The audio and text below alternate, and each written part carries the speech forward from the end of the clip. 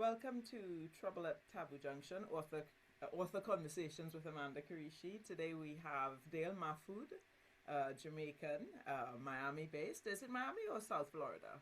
It's Fort Lauderdale area, so Okay, basically okay. South Florida. South Florida based and author of When Trees Fall. Really excited to have you here with us today, Dale. Thank you. It's a pleasure for me to be here as well. Looking forward to our conversation. Fantastic. Um, So I just want to give a little bit of an introduction to When Trees Fall so that our listeners will have a bit of context.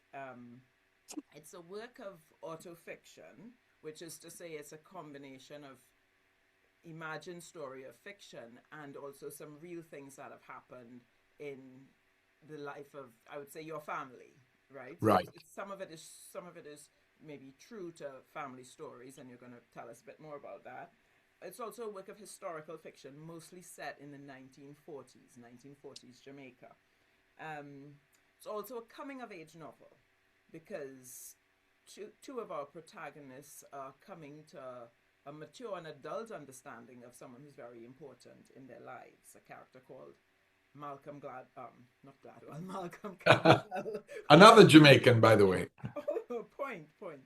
And another, so Malcolm Campbell is one of the main characters in the story, and it's a coming of age story because of the ways in which the younger characters come to understand him.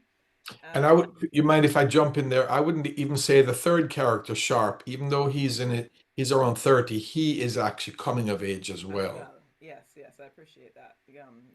Thanks for that, Dale. So they come to learn.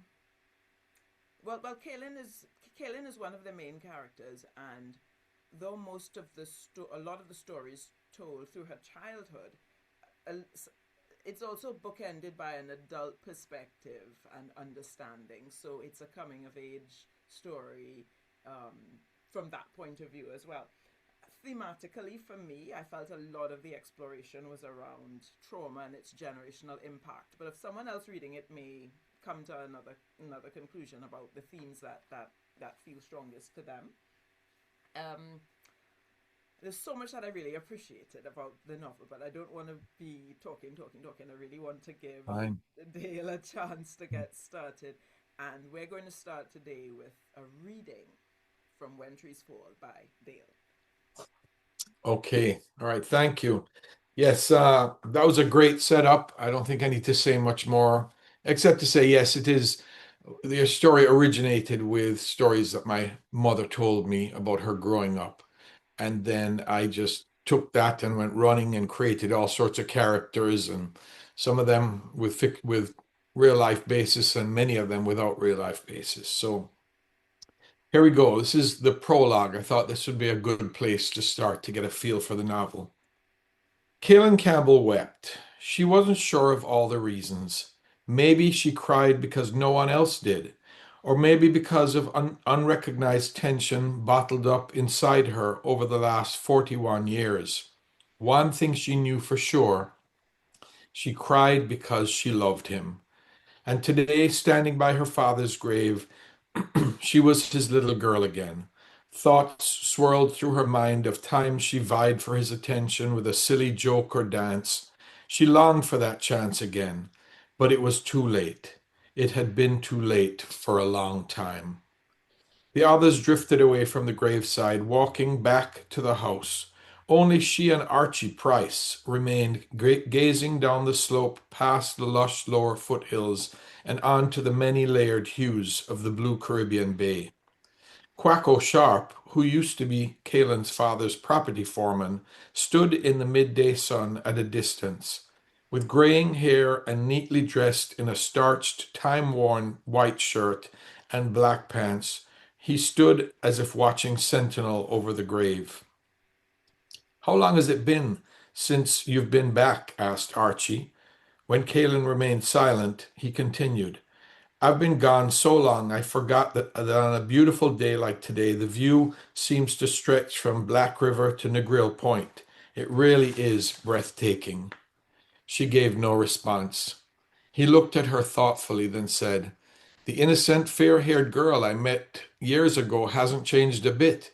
except, of course, for the benefits age bring a few fortunate individuals. He looked her up and down. Your style reminds me of the woman back in New York. I guess big city Kingston lifestyle suits you, he smiled. Kaelin returned a smirk, ever the sweet mouth. You turn She turned to walk the short distance to the old silk cotton tree roots. Archie trailed behind. The silk cotton tree trunk lay fallen by the gravel road, with the bulk of its leafless crown spreading down the mountainside. It was said to have been the oldest and largest cotton tree in all of the Caribbean. Now it lay without interment, close to her father's unmarked grave. Only the stubborn roots of the massive tentacled stump remained. The roots were as high as 6 feet above the ground at some points. When Kaelin was younger, the maids would tell her ghosts, or what they called duppies, lived in between the cotton tree roots. She chuckled, thinking how appropriate it was that her father now haunted these trunkless roots. That was the first light-hearted thought she'd had since her sister had called her 2 days earlier, informing her of her father's death. I'll stop there. Thank you, Dale. Thank you, Dale. So that reading definitely, in a way, it sets a tone for the story because the man who's deceased, he's also Malcolm Campbell, not Gladwell. He's also like the common thread for all the other characters throughout that story. And I want to actually, I was going to start by asking you about your family, but I want to ask you about the title of the novel, When Trees Fall. Like, All right. So the what's the title story behind in that? Sure. The title initially was called Aristano. I like the name. So the story in real life, my mother grew up the hill from a little town called Bluefields in Westmoreland, which is a beautiful little fishing village. And it originally went under the Taínos before the Spanish took over Jamaica. It was called Oristano. No, actually, the Spaniards called it Aristano, and then the English changed it to Bluefields. So I Okay. like that title. It had a big feel to it. Mm-hmm. But in reality, I realized marketable wise, it really wasn't the best title. So as I just started thinking through, and I started thinking about this cotton tree, this big silk cotton tree that had fallen. And it really, at the beginning of the novel, we find that this Malcolm, he is dead now, and it. So the tree and Malcolm, the tree is almost a symbol for Malcolm, and just this strong man, strong in not the best ways, but eventually, even though like a cotton tree will eventually fall, even though it's 100 years old, this man also has fallen. And so it sets up the rest of the novel for Yeah. um, what was his fall, you know? Yeah. Yeah. And I came across a line in the novel regarding Mr. Campbell in life. When Sharpe went to visit Mr. Aldridge, um, he made the remark because Malcolm Campbell was not a church going person. He made the remark, people say the big cotton tree up there going fall before him set foot in church. And I found it was interesting that the tree had fallen around the time that he died. And yes, he did go to church finally because he went to church in the coffin. Right. Yeah. Church came to him. Yes, church came to him. And the thing too is that when a tree falls, you can suddenly see what the tree was blocking. Mhm. And I found that resonates with the way the story is told. Because when the man passes away, they're able to look back on his life and maybe see things with new eyes, you know. So I Wow, think that's so good. I'd never thought of that. I it's love that. it's quite an apt title. That's the thing about readers. Readers are always looking for the connections, right? And they Yeah, find the connections that you put, and then they make more connections as well. I know. I taught last year, I actually taught the novel. I teach Introduction to Literature, a college course in the high school that I teach at, and I taught the novel.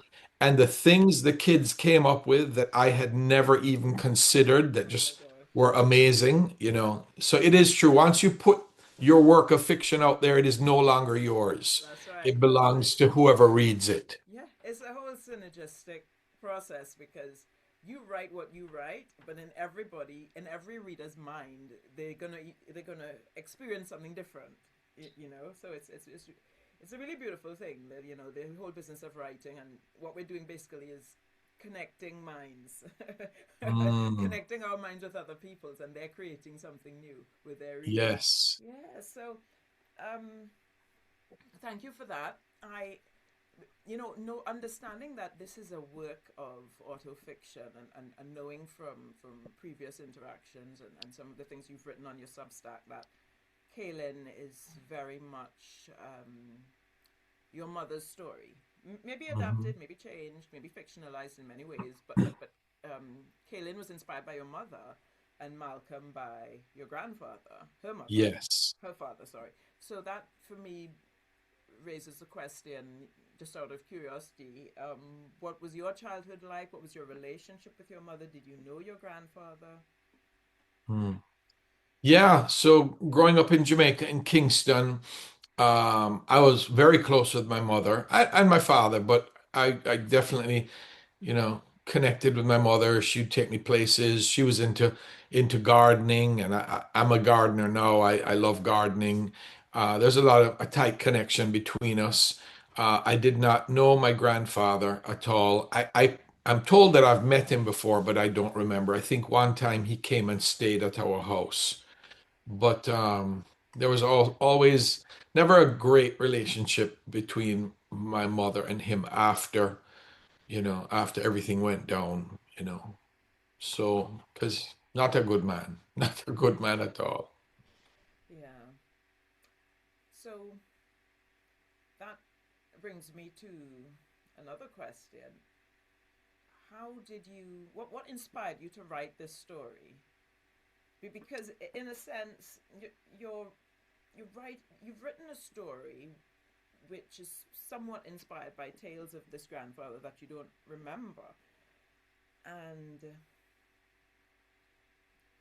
there almost feels like there's an intimacy between the author and the grandfather. Mm, The grandfather character. And right. so what was what was the driving motivation? Because from what I understand, this novel, like many first novels, took you a good long 13 years in Yes, it did. gestation before you published it in 2023. Is that right? Two, I think, if I'm not mistaken. Right. Either one, I can't remember. But to work on something for 13 years requires a real belief that this has to this you have to do it. This has to come out into the world. The world needs this novel. I need this novel out there. There must Mm. there must have been a lot of motivation there. So I'm just trying to understand, trying to bring out well what was driving you to make this book happen. Okay, yeah, yeah. So, my mother has always told us stories about growing up in Westmoreland and her father, and all the bad things that he did. And I remember one time I was sitting around the dinner table with my mother, my wife, and my two girls, and she's telling stories. And so I just said, you know what? I'm going to write a novel about this. Now, I've never written a novel before. And everybody was like, do it, do it, do it. And my mother made up a title, which I won't tell you, just kind of a rude title in reference to her father. But and at that point, I said, okay, I'm going to do this thing. Now I'm an English teacher. I've taught novels. Poetry, short stories, the whole thing. I said, this can't be rocket science. And it isn't rocket science exactly, but it is perseverance. That is for sure. And really, at that time, I was only writing during the summers because I found it hard to to to write during my busy schedule of the school year. But increasingly, it became important for me. So at first, I'm writing it for my family, sort of as a legacy for my family, for my mother. Then I start thinking about the Jamaican people and how, I'm filling this with so much history and culture. And to my knowledge, there hasn't been a lot of historical fiction, written from Jamaica's. There has been some, but not a lot. So I'm writing for the Jamaican people. And part of that was um, I decided I'm in my this set of novels. I had four in mind. I'm not sure. I may just stop at the second one. That I'm exploring different aspects of Jamaica, different cultures within Jamaica, different. Um, Marlon James says it in his novel, The Brief Killing of A Brief History of Seven Killings. He said everyone lives in their own Jamaica. And when he said that, I was like, wow, that's exactly what I'm trying to do, describe these different Jamaicas the best I can.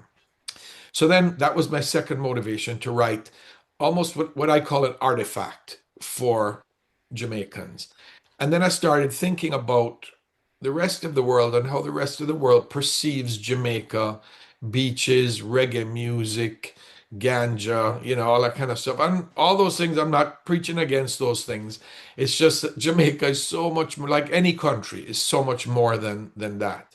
So that was my like third motivation to kind of give the rest of the world a more realistic picture of Jamaica, or at least a part of Jamaica. So those were the things that kept me going. And then the last thing I'll say is I just fell in love with all these characters. And by the time I finished writing the novel, I was sad Oh, because I had to leave them behind, you know? So yeah, and it's so cool because for me it fleshed out things about my family and made my mother's and her family become more real to me. Even though some of it, of course, was fictional, but I tried to base it on things that my mother had told me.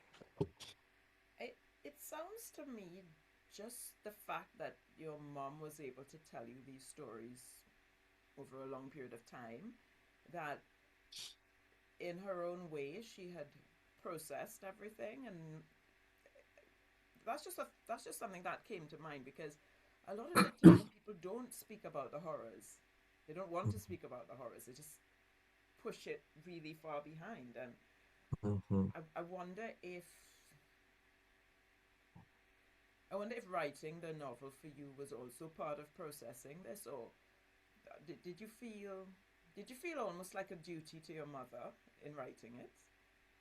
I guess yes, Hmm. I did. I mean, until it came to some of the fictional parts, like she'd read something and she said, "I never did that. I never said that." I said, and I said, "Mama, it's fiction. I have to fictionalize some of it." But yes, I wanted to remain as true to her character and who she was as possible. As a matter of fact, around the same time, she started writing poetry. And and I published for her in like a couple of years before I published my book, a book of her poems or narrative poems. Many of them tell the story of her growing up and are almost like a companion book to my novel, you know? So so yeah, I felt I needed to honor her and tell her story as best I could. I love that. I love that. And so there was a sort of drive to honor your family's story, but also a Yeah. drive to honor Jamaica. And I think whether we're writing contemporary fiction or historical fiction, I almost feel as if we're always adding to the historical record if we Yes. are writing in a way that is true to the reality of the time. You know, that that's one of the things that makes me feel that novel writing isn't an idle pastime. No, and, I agree with and you. and reading as well. I feel there's I feel we're also bearing witness through our I stories. agree with you. When I think of a novel like Kai Miller's August Town, and have you read that? No, no. That's a read. That's a read. He is just a brilliant writer. Not, but he's also an amazing poet. He's probably my favorite contemporary poet. But August Town, it's historical fiction, but there is definitely some magical realism in it. But what a fantastic novel. That's a definite read. In my mind, that's the top Jamaican novel. Wow. Well, folks, I'm going to put this in the show notes. So by the time you're be able to view this podcast, you can check the show notes, and there'll be some notes with link to Dale's work, but also, I'll mention this book, August Town by Kai Miller. Um, yeah, so you write about the power of reading family saga and why readers enjoy family sagas, and you may be working on a family saga because I know book two is also based on, also inspired by things that happened in your family, on maybe more from your father's side. We're looking Yes. forward to talking about that a bit later as well. Um, but then, you know, there may be book three, there may be book four, we don't know. But the point is, I'm curious. Like we know that readers come to family saga partly because they enjoy seeing family dynamics that may or may not be familiar playing out. Maybe things that have happened in their lives, in the lives of others. You know, there's something real about a family saga because we all have families, and most families have some kind of drama. Some Every don't. family has some kind of You drama. know, you've got drama, secrets, you have, you know, vindictiveness, conflicts, generational trauma, all sorts. Um, but for you, in embarking on this journey, did you yourself find, like, did you find that you were discovering things about your family through that process that you might not have discovered otherwise? Yeah, because it forced me to go back to my mother and say, what about this or what happened there or, um, even since then, I found out other things since the novel has gone out. So yeah, that it definitely did that. In the current novel I'm doing about my father's side of the family, which I'd heard a lot of stories about as well, but his father, totally different man. Mm. I've had to go and ask other questions from both my mother and other family members. Yes, so it definitely forced me in a good way to dig deeper because I'm all about authenticity. So I want to be as authentic as I can in the family's history, in Jamaica's history, in Jamaica's culture. Now, sometimes there are literary liberties that I've taken, but for the most part, I feel it needs to be as authentic in every way, including emotionally. So I work hard at creating that. And that does come back to, as we say, bearing witness. Yeah. Yes.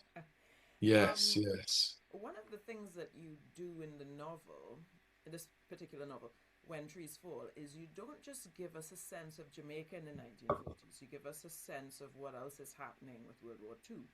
And in those letters that are interspersed throughout the novel, where we get a history of the absence of Malcolm's parents, um, because of Malcolm's father needing to go to South Africa to work, to earn money, to live, um, took his wife, left six children behind. Mhm. We also get a sense through those letters of other things happening in the world, things that readers may have had no clue about. Because I genuinely confess that I do find out little bits about world history through reading fiction.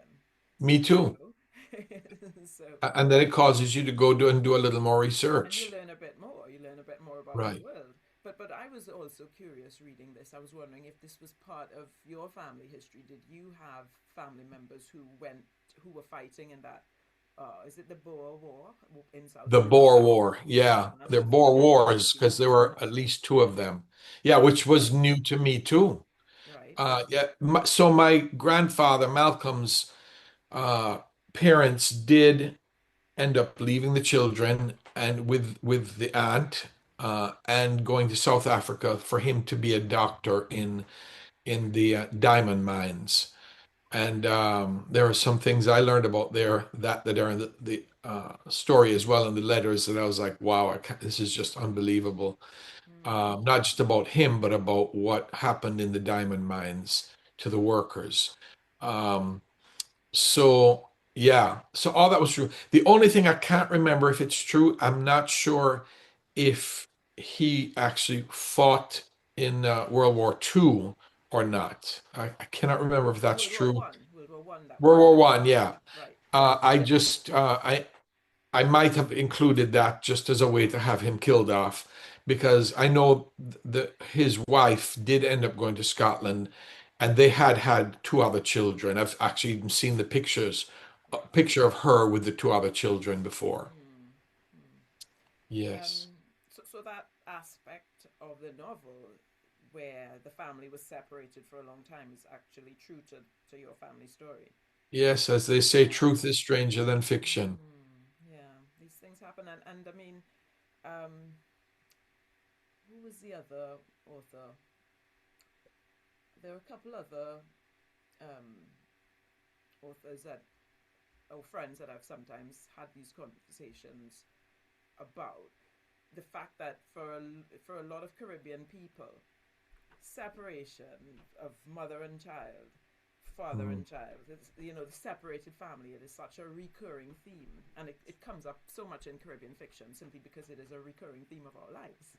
Yes, it Migration, is. separation, and the sometimes the trauma that can Yeah, yeah. uh, I think you and I had cause. that conversation because in my new novel, uh, the place where Kaelin is staying in the new novel, it's becomes a boarding house for young ladies because the husband is off in London because of World Yes, War that's II. right. And Mm-hmm. yeah, we had that Right. discussion, and that was a reality. Or even when you think about in the 1970s, what you called in Jamaica, you call them manly marriages, because Michael Manley was the prime minister and he was moving things in a very socialist way, Uh huh. and that's controversial, so we won't get into that. Yeah, yeah. But a lot of people left Jamaica, sent their wives and children away, but continued to work in Jamaica, and they would fly up from time to time, Okay. and that happened for years after. But Sure. then you also have the other pattern of people migrating, say, to the U.S., Canada, the U.K., maybe even the other Caribbean islands, just looking for work, and families are Yes. separated that way, and sometimes new families are formed as well. Um, Right. Exactly. so you end up with two families, sometimes a secret family, um, and so on. So thanks for answering that. I was curious about whether the weaving in the wars was just part of the historical backdrop, to widen the scope of the story, or if it was actually true to life. So that's interesting as well.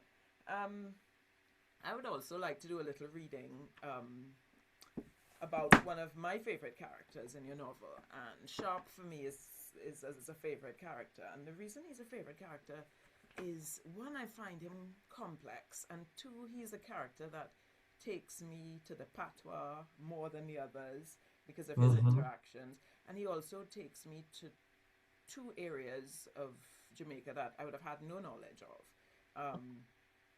Kaylin's family would have been familiar in a sense because they are the post-colonial landowning class, so Right. that's familiar, but um, feeling a bit, having a bit of insight, or feeling like I've been able to visit a village where the descendants of people who are not too many generations away from African enslavement and who are still working for the landowners, possibly even a family that may have enslaved them. For me, that's like in terms of reading it in fiction, in Caribbean fiction. For me, that was a new experience. And then, of course, Sharpe also took me to Akompong, which Hmm. is an area of where people who are descended from the runaway slaves live, and of The course Maroons. the Yeah. Maroons. I was Yes, and as a little child in Trinidad, we learned about the Maroons of Jamaica. So Mm. the Maroons of Jamaica are known, are famous and known across the Caribbean. Even if we don't know much, we just know these are the runaway slaves who they fought back and they, had Mm. their own enclaves. So um, Sharpe was interesting to me for all those reasons, and but what I found of particular interest in terms of the novel and the structure of the novel is that he seems to be a juxtaposition to Malcolm, because both he and Malcolm have a lot in common, but yet you show how two men with a similar background can still emerge to be very different men indeed. you know, Mm. and Yes, yes. I enjoyed that as well. Um, so let me find my While you're finding that, yes. I want to mention that when I taught the novel last year, Uh-huh.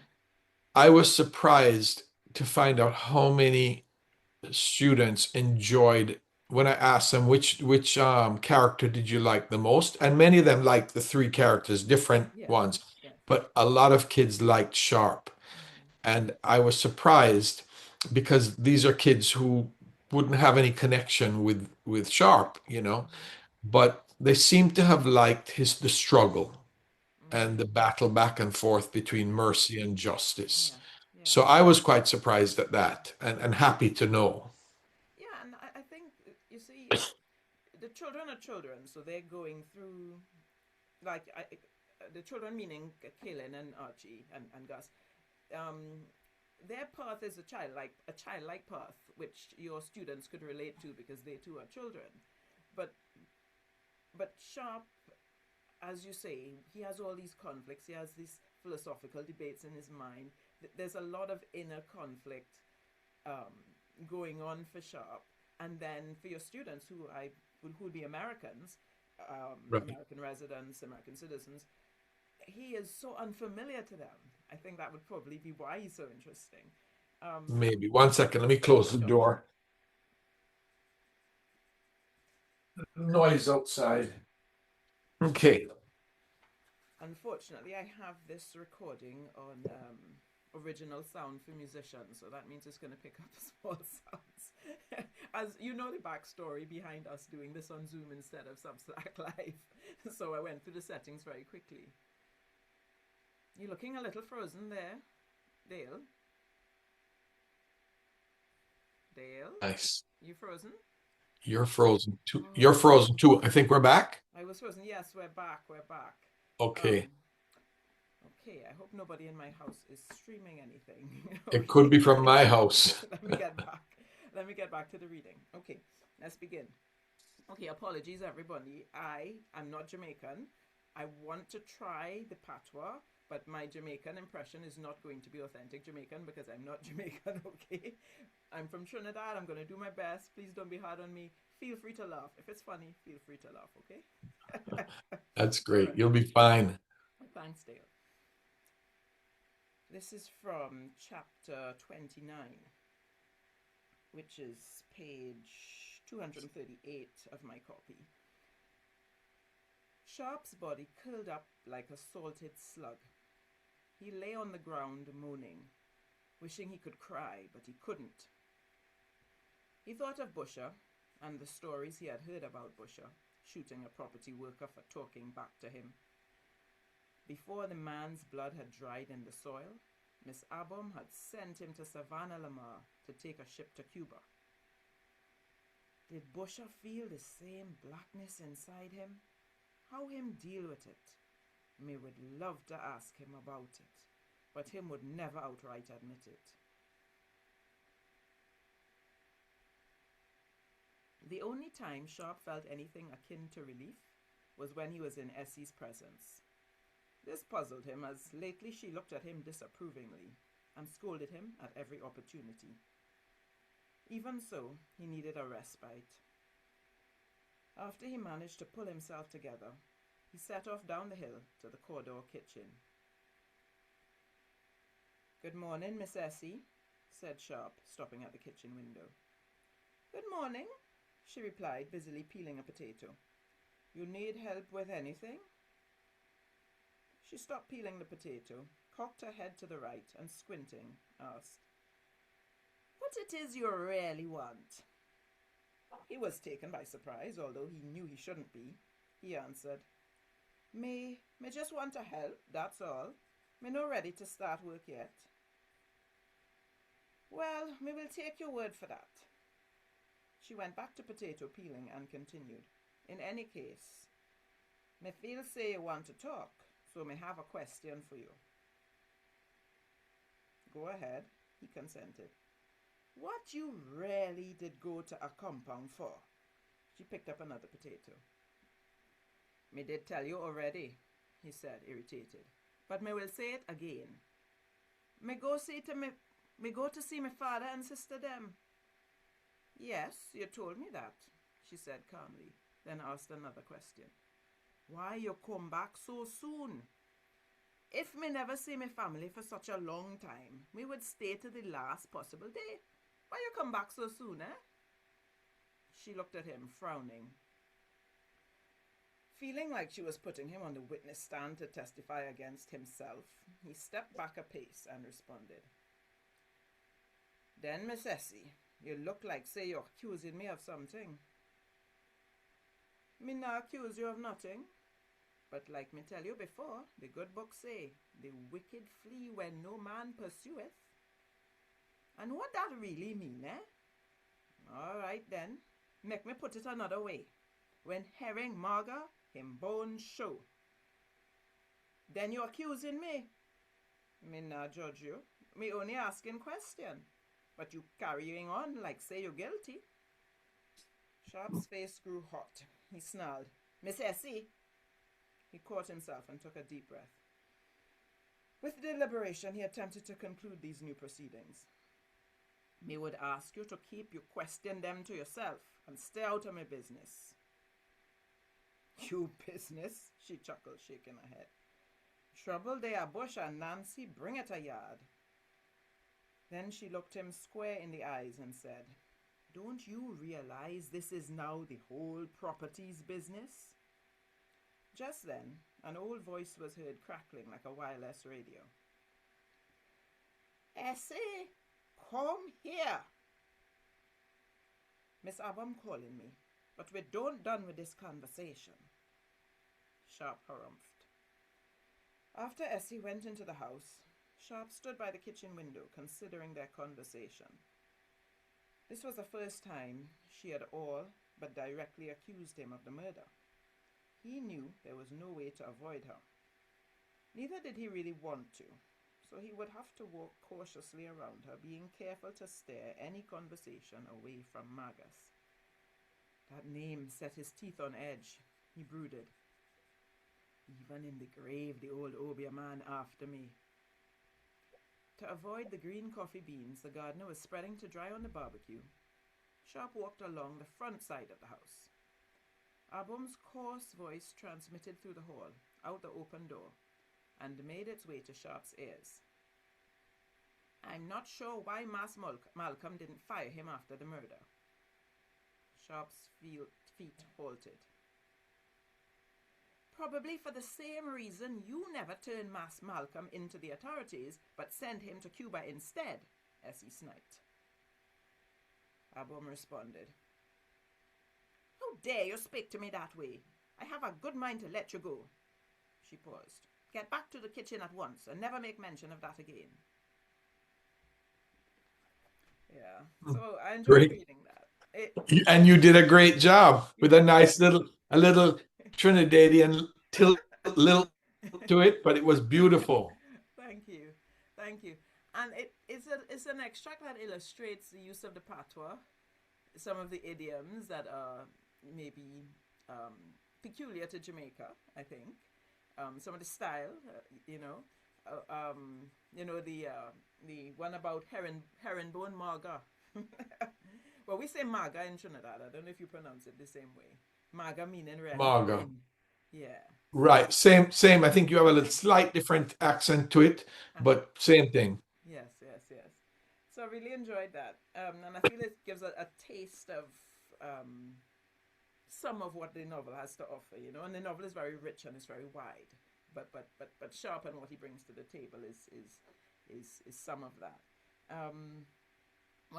To me that brings us to language, and I'm curious for you. I'm curious about maybe what you may have discovered about Jamaican patwa from having to. Obviously, you grew up speaking it, you grew up listening to it, you know it is yours, but nonetheless, you probably would have learned more having to write it, and also with your emphasis on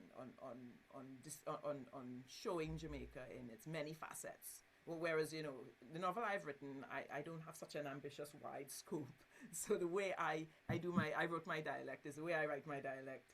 It just needs to be true to the characters. But I think you had more of an ambitious goal with your. So I'm wondering what if anything, you found that you learned about the Jamaican dialect, the Jamaican patwa. Well, there are a couple of things. Writing it, I had, there's this debate, is patois a language, is it not a language? And I hadn't even really heard of that debate. But as I'm writing it, I'm noticing, wait a second, there are rules, not written rules, but you definitely, as you're writing, you see there's grammatical consistencies that are going through, through the same way, the way words are spelled. And I try to spell them uh, in quote unquote standard English to make it easier for most people to read. But even so, there are ways that words are spelled and there are cadences. Hmm. And as I'm writing this novel, I come to the conviction, wait a second, this is a language. It's more than just a dialect, it's a language. And then I came in contact with a lady, Joanne Richardson, her name is, and I was on a Zoom workshop with her where she talks about that, and she talks about how when it's written, and they do have it written, it has been turned into a written language, how some Jamaicans, particularly in the country part, find it easier to read the written patois than the written English, even though when I try to read the written patois, it's very hard. So there's something about it that it's a definite language. Um, so yeah, that's the main thing I would say Interesting. about it. I think I had something else in my mind, but I'm not sure. But yeah, so I'm a proponent of that for sure, Hmm. for sure. I even actually have written a short kind of Jamaican folkish type story that I kind of based on a Nancy type of, you know, story format. And I wrote it, and then I had this Joanne Richardson. She converted it into the written form of Jamaican patois. And one of these days, we're going to kind of have a book where you have the patois on one side and the English on one side. All right. With the idea of helping uh, children who need to learn English, and people who want to learn patois. So is there But that will come around eventually. lovely, lovely. So I think would this be a good moment for us to do a little quick break just to make a few community announcements to our listeners? Yes, Okay. certainly, You certainly. go first, but I've also been inspired to make a quick one, so but you go first. Okay, great, great. So yeah, just this week, actually, it's amazing how many things have popped up for me. First, with you, Amanda, this interview, which is great. On Tuesday, I have an interview at 4 p.m. with Ruth C. Taylor, who is an amazing woman, who her goal is to help Caribbean people publish their stories, their nonfiction books, the whole thing, and she's doing an amazing job. She teaches them how to publish and even gives them publishing services, but she's not like a traditional type publisher. So I have an interview there because I'll be speaking on the 31st at 7 p.m. at her, what she calls an authorpreneurial summit, teaching authors, how to be able to make money with their books. And I'll be speaking about literary fairs and diaspora connections and that sort of thing. And then and on that same day, on the 31st, Jamaica Brew Festival, which is a festival that Oliver Mayer, the Consul General for the Southeast America, Consul General of Jamaica, he came up with the idea and we connected, and then together we made it happen over the last 2 years. This year, I'm not as involved as I was, but it's still happening on the 31st in Broward County. Uh, so you can always contact me to find out details. Although on my Substack page, I just made a post yesterday about how to be involved in all of these things. So yeah, thank you for letting me say that. I'd encourage you guys to not just come to hear me, but there, for aspiring authors, I think this summit is going to be great, and that's free. That goes on Friday night, the 30th, and Saturday, the 31st, and that's free. Again, go to my website, my Substack, and you'll see the link for that. Dale, is it online? Is it an online event or an in-person event? Um, The the authorpreneur one. The Authorpreneurial is online. It's on Okay. Zoom, but Okay. it'll be on YouTube. So All right. yeah, Okay, so that might be something I can access. So for our listeners who might be interested in either of those events, there will be a link in the show notes as well, that where you can excellent. click and find more information. So my community announcement emerged from the discussion on patwa. So if anybody's visiting Trinidad, um, book an book an event to visit Paramin, Paramin, Hmm. the Paramin Hills, and get a tour guide who will talk to you about Trinidad's patois. And when we talk about patois in Trinidad, we usually talking about broken French, broken Spanish, rather than, well, okay, let's not say broken, okay, let's say the emergence of uh, uh, a language that is derived from French or Spanish, as opposed to the Jamaican patois, which is derived from English and maybe other influences. Yeah, Mm. African obviously, and other. Yes, yes, yes. Yeah. And you'll find it fascinating. And again, a similar argument has been made for the French patois in Trinidad, that it is a language of its own, and they're doing the same thing of, trying to keep the language alive, um, by documenting and so on. Okay, so that's been a bit of a long community announcement. We're going to get But back I'm to going to the jump in here for a second regarding uh-huh. reading your short story collection, which is excellent, Thank and you. then Celeste Mohammed's latest book. Celeste Um, Mohammed, right? right. You guys are really the first Trinidadians that I've read. And so I've thoroughly enjoyed Uh-huh. the not Jamaican, the Trinidadian patois in Lovely. that, and find it so fascinating how close it is to ours and And yet yet how how different. different it is at the same time. Mm-hmm. So if anybody hasn't read Amanda's short story collection, I think you'll probably put a link to it, will you? I probably Or am I? should. Thanks for that, Dale. I probably should. Absolutely, it's worth the read. Thanks for that vote of confidence. Um, yeah. And confession, when Jamaicans are speaking their patois fast, trust me, I cannot understand it. So And let's I'm get a sure the little same deeper thing with into that. Yeah. Trinidadians. Yeah. Yeah. Um, so I want to talk a little bit about the Obeah and the research and the history. Hakin is a fictitious place. That's the village where Sharpe lives. Um, I would say a fictitious name. it's a fictitious name, but there's a story on page 43 about how the people there came to be nicknamed the Kerry Mongoose people, based on the fact that, uh, well, one of the people who established um, that that village was known to be a thief and to encourage his people to steal as well. But I was wondering if there was any truth to that story. Yes. Yes. I've changed the names to protect the innocent. Okay. But is Kerry Mongoose itself like a fictitious variation of the true A story? fictitious Okay. variation, yes. And to be honest with you, I've gotten to the point where I don't remember That's what the what fiction original, does. That is what fiction does. yeah. How did you go about researching things like the Obeah scenes and the Myal ceremony? And of course, Mm. let's tell our readers what Myal is. Okay, so Myal, there's a little debate whether Myal came from Africa with the enslaved Africans or whether it was developed early on in Jamaica as a way to resist their colonizers. Mm-hmm. I think the leaning may be towards the latter, that it was developed in Jamaica. So it was a combination.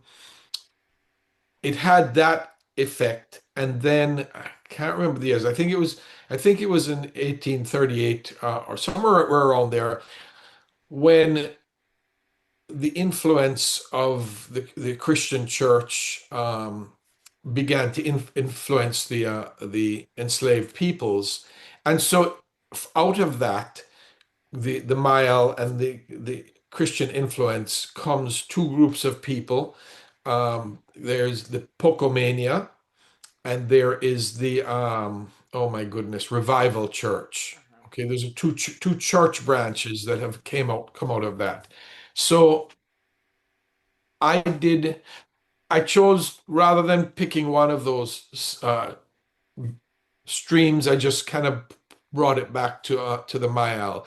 But I did a lot of research. Uh, Prime Minister Edward Seaga, before he was the prime minister, had gone to Harvard University, and he came back and he lived with, I forget the exact timing of it, but he lived with in a small country town, and he made it his research, sort of archaeological type of research, to find out. Anthropological, I think. So I read a lot of his information, including listening to recordings that he had made of the ceremonies, Oh, right. and very interesting. And so I based a lot of it on that.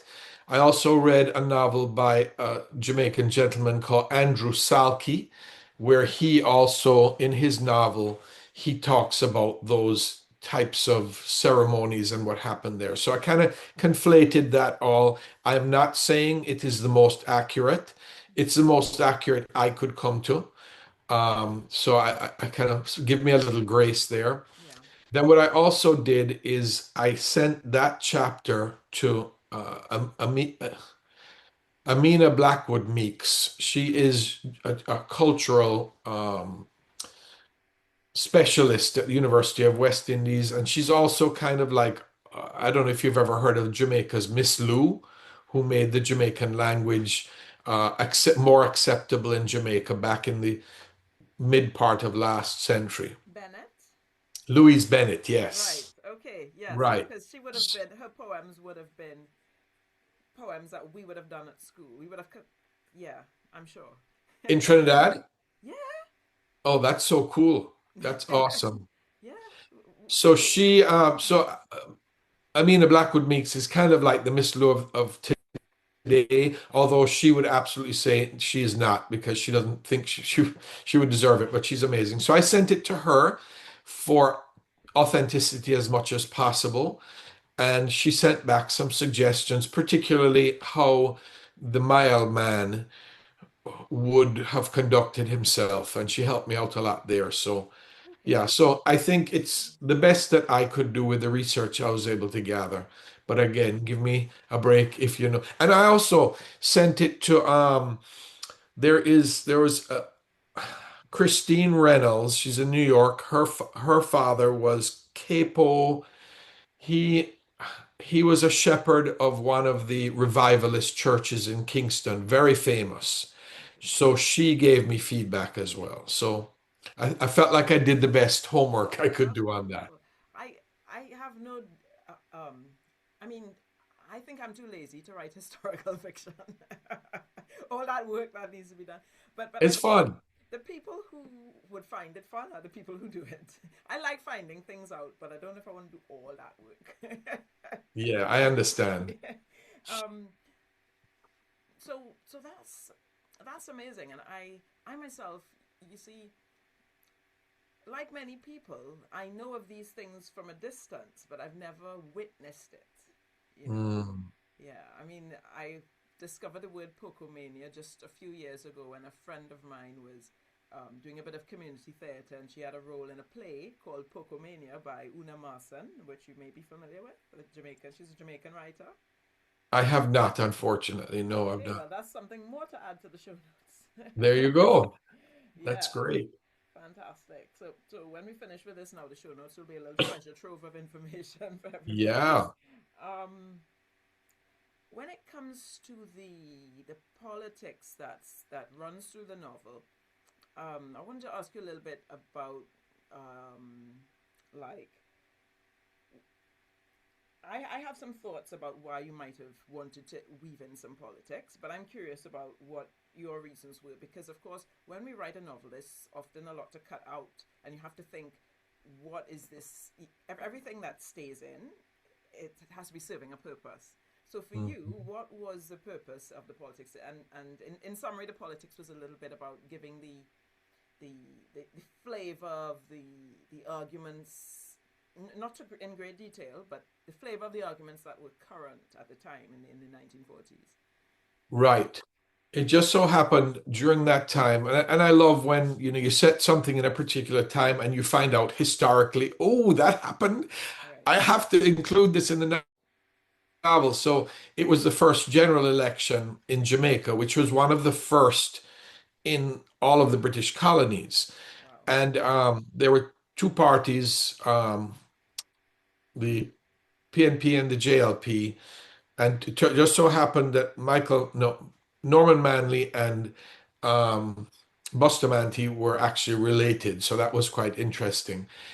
So for that reason, I included it, partially because for me, the novel is not just a coming of age of the characters, it's a coming of age of Jamaica as you Mm-hmm. go through the different, again, if I make it all the way to all the four books, we'll see.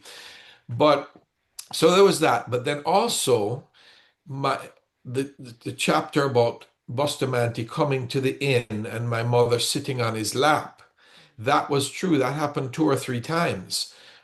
He came to the inn that her father kind of ran. He didn't really run it financially. He ran it, and my mother would always talk about that, and he'd take out and give her a sweetie, and I made it a Jamaican candy called Bustamante Backbone, which was one of the few things I can think of that was not. I think Bustamante Backbone was created at a later date, Mm-hmm. but I just couldn't help myself, Yeah. but put it in at that time. So in the next novel, and of course then in the chapter that talks about Norman Manley, the preacher is preaching about that. So Norman Manley doesn't appear in the novel. And I actually sent that novel, I was fortunate enough to send that chapter to Rachel Manley, Michael Manley's daughter, and she read that and gave me feedback. But in this new novel I'm writing, Norman Manley will be in this new novel. We will go to his home in Kingston, Drumblair, and we will get a little flavor there because one of the main characters is going to be invited to go there. So we'll get a little flavor. You know, I really hope that you will write all four novels, or at least write as much as you need to, so that we can see the journey of Jamaica, as you say, the coming of age of Jamaica. Yeah. I feel I'm encouraging you to do that. Yeah, and I hope so too, but I Yeah. have so many other novels in my head and projects that I want to do. And partially, I think maybe I need more time and more distance to write the other Yes. novels, particularly the novel in the 70s, because Jamaica was in great turmoil in the 70s, Mm. and that's when my family had to leave. So maybe I need more time and distance. Because one of the things I'm trying to do with these novels, I'm not trying to make any political statements at all. True. Okay. I'm trying to just show the other side Uh huh. to see that because I have to tell you, prior to reading Rachel Manley's novel on, she has not novel, she has memoirs of Uh three memoirs, one of her grandfather, one of her grandmother, one of her father, and because of the political side of the spectrum that my family had come from, and because we were forced to leave Jamaica, I always thought of Michael Manley as a monster. I'm just going to admit it. huh. Right. I read Rachel Manley's novels, I mean memoirs, and I'm struck. Yeah. I'm like, these are human beings. These are, as a matter of fact, these are wonderful human beings. That's the And power of writing. yeah, and so that I think that more than anything inspired me to want these novels to show both sides and whatever you keep your politics, that's fine. But I want you to know these people are human beings who Mm. had ideologies that they believed in, So I think that was very powerful for me reading her books. I think there's something to be said for that. There's something to be said for that.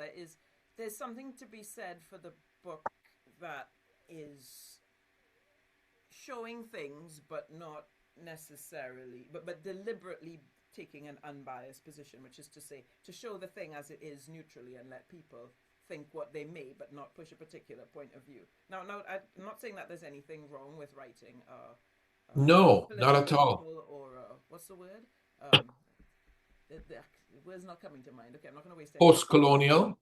No, no, no. When the word comes to mind, it'll come to mind. Never All mind right. that. But But mhm. so that brings up Polemic, something. polemic is So, the word. oh, polemic, Yeah. yes. So, I don't consider my novels to be post-colonial, Okay. although there is some of that in there. The word I prefer is world fiction. And there's a wonderful article that I read about world fiction, which I'll be glad to let you have if you want. There's a link to it that Hmm. really made me go, that's what I'm trying to do. I'm not trying to make a political point, although it might seem that I am. And if you get a political point out of it, you're welcome to hold on to that. Yeah. But I'm trying to show the world different aspects of the world as it is, as it was. You make your own judgment. I think I didn't feel that you were giving me a political message. I just thought that it was interesting to hear the different political points Right. of view in that particular novel. And Um, like you said, I have no problem with post-colonial fiction. I think it's great. It's just that that's not what I'm doing. right, fair, fair. So, given that we've got 12 more minutes, I think we need to Ah, move on to some questions that I have about the Lebanese Jamaican community. And what I think compelled me to want to read your work was the discovery that you were writing a book that would shine some light on the reasons why people migrated all the way from Lebanon to Jamaica, and that that caught my interest because, as you know, in Trinidad we have a Syrian and Lebanese community as well, yes. and what is well known is the story of them as being peddlers, peddling their wares, saving their money, building their businesses, being a tight community, supporting each other. So that is a story that we have, but perhaps it's out of lack of curiosity, maybe it's not a story they like to tell, but we don't really, well, I never really knew why they came. I just thought maybe they came the way most people come. Well, a lot of people just come as economic migrants to make more money, or maybe seeking opportunities. I just never knew. But then you said there was a famine in the 20th century, and I had no knowledge of that. So that made me think, wow, there's something to learn here. And then that's what led me to your Yeah. work. Oh, so, wow. That's cool. so Yeah, it's really interesting. I would say the vast majority of um, Middle Easterners, whether they're Jewish or Christian or mostly Jewish Christian, probably some Muslims as well, mm, came to what would be considered the New World. And that's, anywhere from Canada to all the way down to the Caribbean and down to South America. There are lots of Lebanese, I believe, in Argentina and right, Brazil. But um, so I think a lot of them did come because life was hard in the Middle East. Life was hard in Lebanon and Syria. That is a true story. And that probably is why my grandfather came over as well.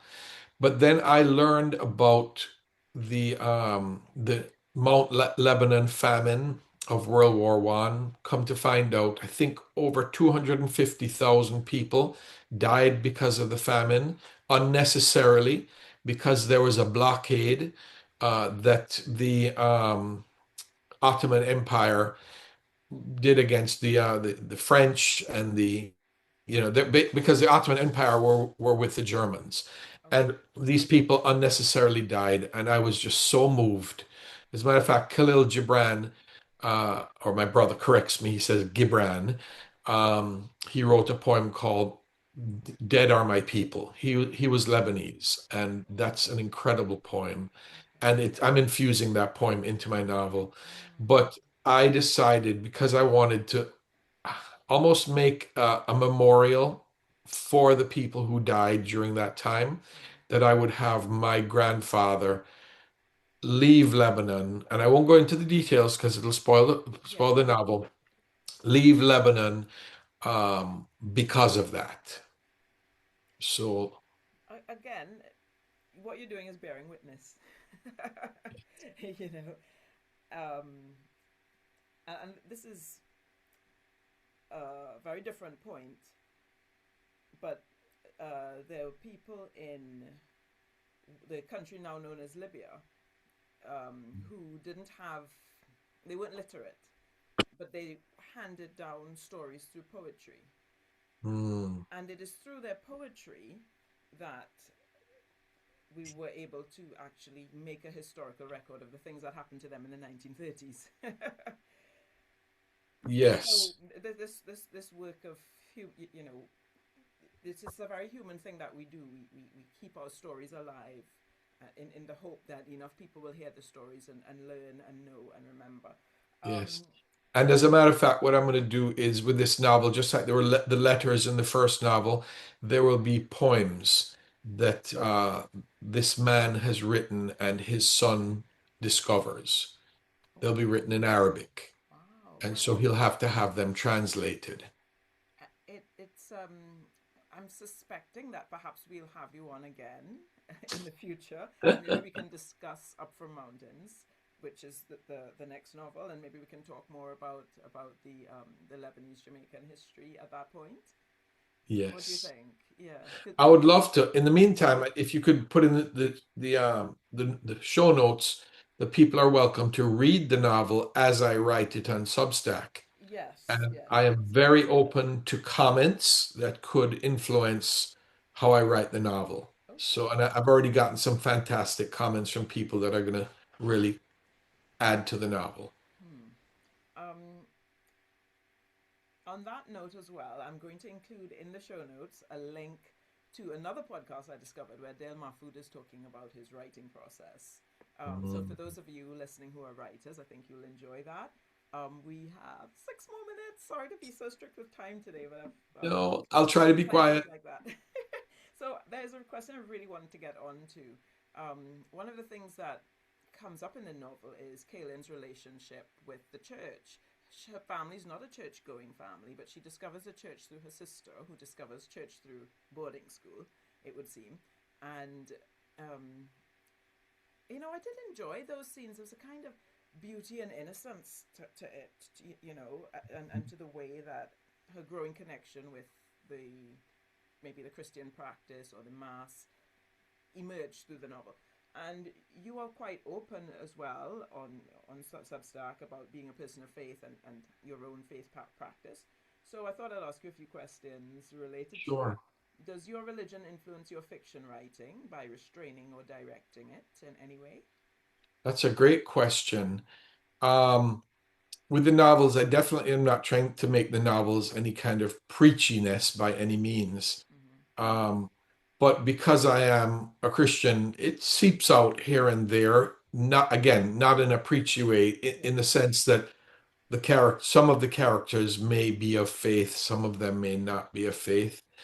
Um, I think, what's really interesting, I've got some feedback about my novel writing in general, and this is from this person's perspective is a positive that my writing is restrained in that, not necessarily religiously, but in that I hold back. I don't tell you everything to think.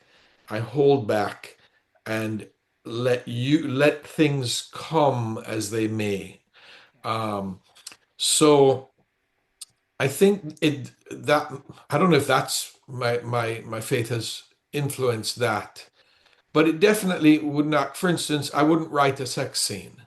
There's a scene in the novel where Kaylin overhears her father in the bedroom with some young girl. Yeah. Um, and I wasn't about to write that. But I get a little edgy in one of my short stories about Malcolm. There's some tension that almost happens. But I guess I'm restrained from that perspective. I'd rather not read about sex in a novel. Um, I'd rather know it happened and move on, you know? Okay. So that maybe comes from maybe a principle of modesty, which may come from your Yeah, faith. Okay. yeah, All right. Um, well, I suppose that I mean Christians are very, you know, there's no one Christian, like it's like every other yeah. faith that there's a whole range. So I'm sure there would be other Christian writers who write sex scenes, but then again, um, what the main thing as a writer, whether you're a person of faith, not a person of faith, the main thing as a writer is to be true to yourself. And you have Mm, to write it the way you need to write it, the way you need to tell it, because that's what writing is. Writing is an expression of who we are, or what we want to say, how we want to say it. Every piece of writing is unique to the author, and I think from what you've said, from what that little interaction we've just had there, I think it would be true to say that if being a Christian is, since being a Christian is a very real and meaningful part of who you are, then unconsciously, without even trying, it is going to be there in your writing, not in, as you say, not as in a preaching way, but because it's part of who you are. absolutely. I think that's It's interesting because last century, I forget the name of the group literary group who started it, or the literary critics, but the idea was you separate the piece of literature from the author. You don't think about the author. hmm, And that's ridiculous. So nowadays we do think about the author hmm, because the author, like you're saying, has something to do with why this piece is the way it is. And I think it's important to obviously not base everything on the author, but to know that this is what the author thinks, this is his style, these are her beliefs, and to think about how the piece was crafted as a result of those things. Yeah, I think that's I think important. the truth is, if you read a novel and you know nothing about the author, it is quite likely that your interpretation or your understanding will simply be different from if you know a lot about the author. So I think Right. it works well both ways. It does work well Depends on because who you're reading obviously about. you're not going to know everything about an author or even know who that author is, but yeah. So, but in other words, the point I'm trying to make is we shouldn't try to separate the two. Well, we shouldn't. We Um, certainly shouldn't believe that who the author is irrelevant and the piece of work just comes like magic from some external. exactly, exactly. Yeah. I have to find one last question for you, and I'm sure we're going to meet again. You know, to talk about maybe publishing, self-publishing, your future novels. So I'm already looking forward to that. I've really enjoyed this session, and I want to say Me too. massive thank you to you for taking your time and joining me in this conversation. And of course, we had some challenges getting started. Substack Live didn't work. Okay, we fell back to Zoom. Um, um, what should I ask you as your last question? Well, I want to say congratulations to you for joining the world of grandparents. You are now Thank grandfather. you. Thank you. Um, There's nothing like it. Everybody who told me that is right. what would you, if there's one special something, if there's an essence, if there's, what would you like to give to your grandchild as a gift? I don't mean in material sense. I mean maybe in the maybe spiritual or philosophical sense. Like if there was one thing, of course there can't be one thing, but what is the Right. one thing that maybe comes to mind? That I guess I want to leave sort of a literary heritage, um, not only to encourage him to read, but that eventually he could read my writing and, both my secular writing and my, religious writings and know who I am hmm. on the inside and perhaps be influenced by that. So I you'd like guess. to leave a very different legacy from that of your own grandfather, clearly. Yes, yes, absolutely.